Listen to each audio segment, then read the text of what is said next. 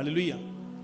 आज जब आप वर्शिप के बारे में सीख रहे थे तो खुदा का आत्मा मुझसे बात कर रहा था। जब खुदा की दासी यहां पर आपको बता रही थी कि वर्शिप कैसे करनी चाहिए, कि आपकी वर्शिप लाइफ इतनी ढीली है कि वर्शिप में आप धीरे धीरे से वर्शिप कर रहे हैं। मैं आपको बताना चाहता हूं कि वर्शिप एक बड़ा लेसन है। वर्शिप एक हथियार है, आराधना, जो लोगों को मालूम नहीं है। वर्शिप एक गीत नहीं है कि आप सिंपल सिंपल गीत गा रहे हैं, हाँ जी चलो कि हाजिरी पढ़ लेते हैं जाके, ये वो वाली जगह नहीं है। आप एक बात सोचो, आप जीवित परमेश्वर की आराधना कर रहे हैं तो उसकी आराधना करने के लिए आपको भी एक जीवित वर्शिप चढ़ानी पड़ती है परमेश्वर को। अपनी रूह जान लगाकर आत्मा से वो वर्शिप चढ़ानी पड़ती है, तब परमेश्वर आपकी लाइफ में वो आशीष रिलीज कर पाते हैं यीशु मसीह के सामर्थी नाम में। हालेलुया। और मुझे एक स्टोरी याद आ रही थी, जो एक रियल स्टोरी, रियल टेस्टिमनी है। एक औरत ऐसी जो वर्शिप करने वाली थी, एक बार उसका एक्सीडेंट हो गया, उसका सारा चूल्हा टूट गया, फिर उसके जो इतना हिस्सा था, ये टांगे सारी काम करनी बंद हो गई, पूरी तरह व्हील चेयर पर चली गई। और वो वर्शिप करने वाली लेडी थी। फिर जैसे डे बीतते गए, वो 22 साल उसको हो गए और 22 साल वो वैसे रही। उसकी शादी भी जब हुई एक पास्टर से हुई, और वो पास्टर ने ये नहीं कहा कि ये व्हील चेयर पर, उसने उससे मैरिज करवा ली। उसको मालूम था कि ये अभी खड़ी नहीं हो सकती अपनी टांगों पर, लेकिन उसने उससे शादी करवा ली। हुआ क्या, जब उसके बाद उसने सोचा कि मैं अब क्वायर में जाऊं या कैसे करूं, वर्शिप में जाऊं, कि व्हील चेयर रखकर कैसे गाऊंगी मैं। लेकिन उसने किसी की परवाह नहीं की, उसने जाकर वहां पर गाना शुरू कर दिया, वर्शिप करनी स्टार्ट कर दी, हर कंडीशन में कि खुदावन मैं वर्शिप करती हूं और करती रहूंगी, चाहे मेरी लाइफ में कुछ भी हो गया, मैं कंडीशन देख के वर्शिप नहीं करूंगी, क्योंकि मैं एक रियल वर्शिपर हूं। और मेरे साथ जो भी घटा है, डोंट वेरी, मुझे इसमें कुछ भी गिल्टी फील नहीं हो रही कि मेरे साथ क्या हुआ, जब मैं निराशा में नहीं हूं, परेशान नहीं। और वो वर्शिप करती रही वो।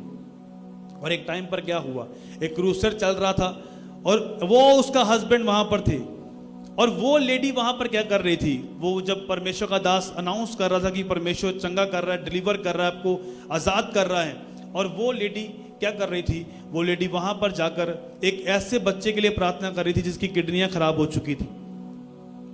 कितने मेरी बात को समझ रहे? उसका ध्यान किसकी ओर है? प्रभु इस बच्चे पर तो दया कर, प्रभु इसने क्या बिगाड़ा है, प्रभु उस पर दया कर परमेश्वर। लेकिन जैसे ही प्रभु का दास जो वहां पर था, उसने बोला एक जेंट्स को मैं देख रहा हूं, उसकी वाइफ को परमेश्वर का आत्मा छू रहा है और आजाद कर रहा है, डिलीवर कर रहा है। और जैसे ही वो बहन अपने हाथ उठा के वर्शिप कर रही थी, जो व्हील चेयर पर थी, उसने बिलीव किया, उसने देखा मेरी टांगों में बल आ गया। और जब बल आया तो उठ खड़ी हुई और परमेश्वर की आराधना करने लगी प्रभु यीशु मसीह के सामर्थी नाम में। 22 साल पूरे 22 साल जो बीते उसको मालूम होगा। 22 महीने भी बहुत ज्यादा होते हैं, 22 दिन भी बहुत होते हैं, जो बंदा व्हील चेयर पर चला जाए कि मैं चल नहीं सकता। लेकिन 22 साल वो व्हील चेयर पर रही। जब उसके बच्चे हुए, वो भी नॉर्मल नहीं हुए, होगी इतना हिस्सा तो काम ही नहीं करता, तो वो भी सजेरियन के साथ हुए, ऑपरेशन के साथ हुए। कितने मेरी बात को समझ रहे? और 22 साल में क्या कुछ देखा होगा उसने। 22 साल में एक भी बार कोसा नहीं उसने, खुदा ये क्या हुआ, आराधना करनी नहीं छोड़ी। आज लोगों को मालूम नहीं कि वर्शिप जो है वो कितना बड़ा हथियार है आपके लिए। अगर तुम आराधना करोगे, तुम बंधनों से छूट सकते हो, आजाद हो सकते हो प्रभु यीशु मसीह के सामर्थी नाम में। आराधना में छुटकारा है। आराधना करने वाले विश्वासी, आराधना करने वाले पास्टर्स, आराधना करने वाले सेवादार परीक्षाओं से जल्दी बाहर आ जाते हैं प्रभु यीशु मसीह के सामर्थी नाम से। हालेलुया। कितने मेरी बात को समझ रहे? और वर्शिप लोगों ने क्या बनाया, एक अच्छा वर्शिप चल रही है और लोग क्या कैसे कर रहे हैं, ताड़ी बजा रहे हैं, धीरे धीरे कर ताड़ियां बज रही हैं, आराम से, कहीं को बासियां आ रही हैं, क्योंकि कनेक्शन नहीं है परमेश्वर के साथ, तो बंधन टूटेंगे कैसे? इसलिए जब वर्शिप वाले लोग होते हैं वो चर्च में पहले आते हैं। आप देख लो कि आप वर्शिप करने वाले लोग हैं, आपका टाइम क्या है चर्च में आने का, आपका बैठने का, चर्च में आने का टाइम क्या है? 2 बजे 2:30 बजे आप चर्च में तुरे हो। तुम्हें शर्म नहीं आती कि तुम परमेश्वर की हुजूरी में जा रहे हो और तुम्हें किस तरह से जाना चाहिए परमेश्वर के सामने? तुम्हें यह होना चाहिए कि नहीं, मुझे टाइम से जाना है, मुझे आराधना करनी। क्या ये गा रहे हैं जो, क्या ऐसे गा रहे हैं? ये जीवित परमेश्वर की आराधना कर रहे हैं। ये तब आराधना कर रहे हैं कि तुम्हें तैयार करने के लिए, कि तुम तैयार हो जाओ वचन सुनने के लिए, ताकि जैसे मैं आऊं वचन को लेकर पवित्र आत्मा के द्वारा, वो वचन तुम्हारी जिंदगी में काम करे और चीजें बननी शुरू हो तुम्हारी जिंदगियों में प्रभु यीशु मसीह के सामर्थी नाम से। हम कैसे आराधना कर रहे हैं? तैयार हो रहे हैं धीरे धीरे कर कर, मेकअप चल रहा है, सुबह सुबह फटाफट ये एक चीजें वो कर ले, सब परफ्यूम डाल रहे हैं, कोई कुछ कर रहा है, वो चीजें ठीक है, लेकिन क्या तुमने आत्मा को तैयार करने के लिए सोचा कि मुझे जल्दी जाना है, कि मुझे अपने हृदय को भी तैयार करना है प्रभु के वचन को सुनने के लिए? आज कितनों को समझ आ रही? वर्शिप एक गीत नहीं है कि हम गीत गा रहे हैं जी, सिंपल गीत, कोई रिलीजन हम गीत नहीं गा रहे हैं, जैसे गीत चलते हैं दूसरे भजन चलते हैं, वो वाले ये वर्शिप नहीं है। ये रियल वर्शिप है जो खुदा के सामने जाकर हम करते हैं इंप्रेशन के साथ वर्शिप। अगर दाऊद की तुम देखो लाइफ को पढ़ो, तो दाऊद जब नाचा था तो लड़कियों की तरह नाचा था वो। कितनों को समझ आ रही? सबसे बड़ा राजा था वो बाइबल में, और राजा होने के बावजूद अपनी परवाह नहीं कि मैं कौन हूं, और वो आराधना कर रहा था परमेश्वर की खुल के। और उसकी वाइफ ने मजाक उड़ाया, तू क्या कंजरियों की तरह नाच रहा है? उसने बोला, मेरे परमेश्वर ने तेरे पिता के घराने को मेरे हाथों में कर दिया, मैं अपने परमेश्वर के लिए और भी दीन होकर नाचूंगा और खुल के आराधना करूंगा यीशु मसीह के सामर्थी नाम में। अगर आमीन ऊंचा लंबा है तो मुझे नहीं लगता कि आप ऐसे कोई ऐसा राजा है अभी, हालेलुया, या इतना अमीर है वो। अगर जितने अमीर आज हम सोचते हैं ना, कुछ भी नहीं थे उस दाऊद के सामने। कितने मेरी बात को समझ रहे? मैं तो फलाना हूं, मैं इस पोस्ट के ऊपर हूं, मैं नाच नहीं सकता, मैंने ऐसी ड्रेस पाई है, मैं नाच नहीं सकता, मुझे शर्म आती है, इसलिए बंधन टूटे नहीं जिंदगी से, कभी कभी काम हुआ नहीं आपकी लाइफ में, इसलिए टेस्टिमनीज कभी बनी नहीं, हमेशा कंप्लेंट रहती है, पास्टर्स के सरदर्द बने हैं, प्रेयर रिक्वेस्ट कर दो, प्रेयर कर दो, प्रेयर कर दो, प्रेयर कर दो। कभी समझा नहीं कि आराधना क्या है? आराधना हथियार है।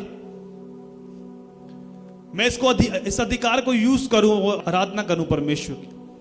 बाहर खड़ा व्यक्ति पंडाल से वर्शिप कर रहा है, अंदर वर्शिप चल रही है। वर्शिप करने के लिए जरूरी नहीं कि आपने गीत गाना है। अगर आप बाइक पर जा रहे हैं, थैंक यू जीसस, धन्यवाद यीशु, धन्यवाद यीशु, थैंक यू जीसस, आपको गाना नहीं आता, डोंट वेरी, आप धन्यवाद कर रहे हैं, ये भी एक वर्शिप है यीशु मसीह के सामर्थी नाम में।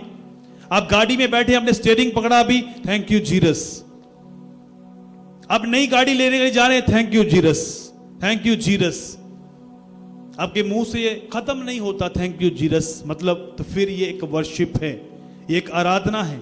शैतान को मालूम है कि ये वर्शिप करने वाला बंदा है, वो आपकी लाइफ को छोड़ के जाएगा प्रभु यीशु मसीह के सामर्थी नाम में। आप जल्दी डिप्रेशन से बाहर आ सकते हैं अगर आप वर्शिप करने वाले लोग हैं। हालेलुया। और इसको मैंने समझा है और एक्सरसाइज किया इसके ऊपर। ये नहीं कि मैं पढ़कर आया हूं, कुछ पढ़ा है मैंने, बाइबल में स्टडी किया, मैंने देखा उनकी लाइफ को और मैंने एक्सपीरियंस भी किया, करके देखा उसको, आराधना को, और बंधन टूटे यीशु मसीह के सामर्थी नाम से। कितने मेरी बात को समझ रहे हैं? अगर आपको ये हथियार नहीं मालूम, आप आत्मिक तैयारी में चल रहे हैं, इन दिनों में आपको मालूम है कि आपको टॉपिक दिया जा रहा है आत्मिक तैयारी 2024 की। हालेलुया। तो आत्मिक तैयारी के लिए हमारा युद्ध किसके साथ है? पहले ये मुझे बताओ। पड़ोसी के साथ है, घर वालों के साथ है, किसी धर्म संस्था के साथ है? हमारा युद्ध उन अंधकार की शक्तियों के साथ है जिनका हेड ऑफिस आसमान के ऊपर है, उन दुष्ट आत्माओं के साथ है। अगर आप युद्ध, मान लो अपना युद्ध, आपका युद्ध आत्मिक है, अगर आप शारीरिक रीति से इसे जीतना चाहोगे, आप हार जाओगे। मोस्टली विश्वासी क्या करते हैं? जब उनकी लाइफ में दुख चलते हैं, जब उनका विरोध होता है, जब उनके पड़ोसी गालियां निकालते हैं उनको, तो वो भी उनके साथ गालियां निकालना शुरू करते हैं कि ऐसा है जी, ऐसा है, इसने मुझे ये बोल दिया। तो आप कैसे लड़ रहे हैं? शरीर, आत्मिक लड़ाई को शरीर के साथ आप लड़ रहे हैं, आप हार जाएंगे जल्दी।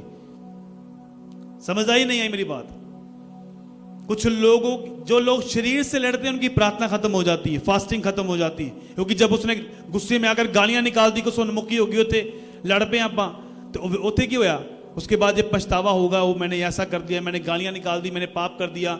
जब चाओ चाओ में हम उस जगह पर चले गए जहां पर डीजे चल रहे हैं, वहां पर खुशी खुशी में दारू पी ली, बियर पी ली, बाद में पछतावा हुआ हो यार मैं की करता। ये आत्मिक लड़ाई को करने के लिए हथियार भी कैसे होने चाहिए हमारे, बताओ मुझे।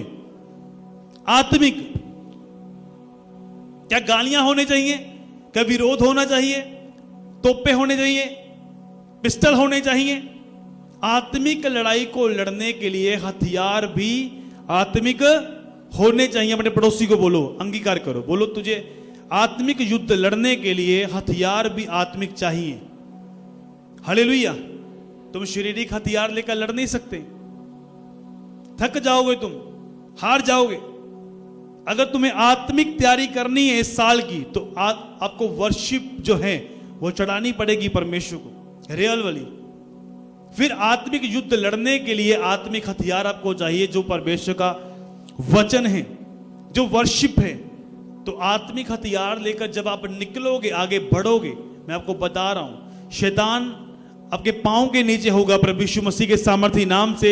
अगर आमीन ऊंचा लंबा है, हालेलुया। कितने समझ रहे हैं मेरी बात को? इसलिए वर्शिप कितनी इंपॉर्टेंट है, कितनी। आप वर्शिप की वैल्यू समझते नहीं। आप बोलते वर्शिप निकल जाए कोई बात नहीं, जब पास्टर जी आएंगे तब मैं चला जाऊंगा, जब ले हैंड करवाना होगा तब मैं चला जाऊंगा, जब मुसीबत आ जाएगी तब मैं चला जाऊंगा, तब मिल लूंगा मैं खुदा से। खुदा को यूज करते हैं वो लोग, सेल्फिश पीपल, जो सिर्फ खुदा से लेने के लिए आते हैं और खुदा के लिए स्टैंड नहीं लेते, और ना परमेश्वर की आराधना करते हैं और ना धन्यवाद करते हैं परमेश्वर। कितने मेरी बात को समझ रहे हैं? आज वर्शिप एक बहुत बड़ा टॉपिक है। आपको लगता है सिर्फ ले हैंड, आप जब तक इन चीजों में चल रहे हैं अभी तक ले हैंड, हाँ ले हैंड हो गया, उसके बाद क्या कर रहे हैं आप? आपकी खुद की कोई मेहनत नहीं है, आप एक बाबा के पास जाते हैं। फिर अगर आप यहां से ले हैंड करवाते हैं, बार बार बार बार प्रॉब्लम, बार बार अपना खुद चेंज नहीं किया कुछ, ना प्रेयर, ना फास्टिंग, ना पवित्रताई, ना वर्शिप, कोई हथियार नहीं है हमारे पास, और हम बाबाओं की तरह आए हैं कि फांडा कर दो जी मेरा। कितनों को समझ, वो करवा लिया, एक करवा लिया, सेम ही है फिर। और अगर आप रियल क्रिश्चियन हैं, आप वचन को सुनेंगे और मानेंगे, चर्च आने का टाइम ही नहीं मालूम अभी तक। और घर के केस भी इतने ढीठ लोग हैं, मैंने देखे कुछ ऐसे लोग मैंने अपनी लाइफ में, जिनकी लाइफ में शैतान इतना काम कर रहा है, बीमारियां हैं, कर्जे हैं, शराब है, लेकिन अपनी लाइफ को चेंज नहीं करना चाहते वो, और परमेश्वर भी उनको छोड़ चुका है उनके हाल पर। लेकिन कुछ ऐसे लोग भी हैं जो मैंने देखे अपनी जिंदगी में, जिन्होंने देखा कि हमने चेंज होना है, हमने फॉलो करना है वचन को, हमने आगे बढ़ना है, हमें आगे निकलना है, और वो फॉलो करते हैं वचन को, और टेस्टमनी के साथ एक अच्छे बच्चों की तरह चर्च में गवाही देते हैं प्रभु यीशु मसीह के सामर्थी नाम से। अगर आमीन ऊंचा लंबा है, हालेलुया।